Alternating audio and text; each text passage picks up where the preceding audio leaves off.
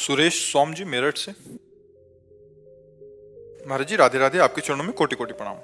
महाराज जी, जन्म और मृत्यु पहले से ही तय होता है, फिर अकाल मृत्यु का क्या अर्थ है? समय से अधिक पहले पाप मृत्यु। अधिक पाप हो जाने पर अकाल मृत्यु आ जाती है।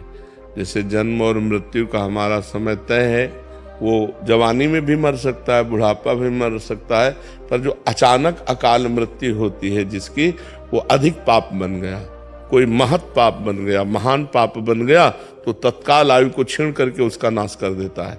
तो अकाल मृत्यु का किसी का भी योग ना बने, इसलिए भगवान का चरणामृत रोज पीना चाहिए। भगवान के चरणामृत का प्रभाव है अकाल मृत्यु हरणम सर्वव्याधि विनाशनम श्री कृष्ण पादोदकम पीत्वा पुनर्जन्म न विद्यते। अगर रोज भगवान का चरणामृत पिए, शालिग्राम भगवान का, जैसे राधा वल्लभ जी, बांके बिहारी जी, इनसे चरणामृत ले ले और उसी में जल मिला ले और रोज एक ढक्कन चरणामृत ले, तो अकाल मृत्यु नहीं होगी।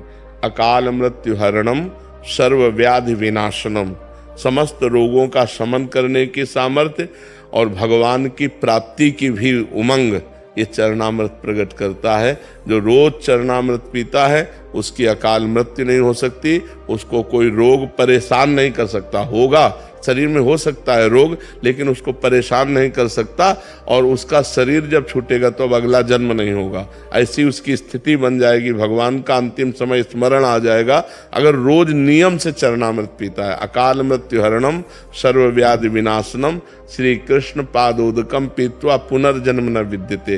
जो भगवान का रोज चरणामृत पीता है उसका पुनर्जन्म नहीं होता, उसकी अकाल मृत्यु नहीं होती, उसको कोई रोग दबा नहीं सकते।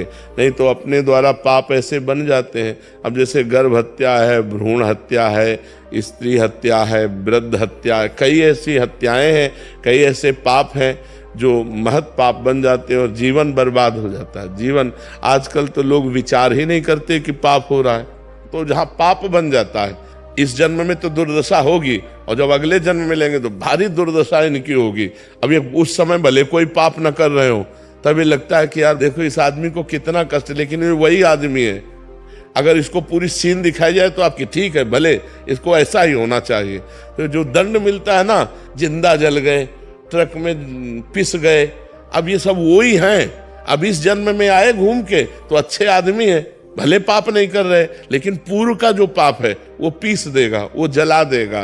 तो जो कोई महान पाप बन जाता है तो हमारी अकाल मृत्यु भी कर देता है।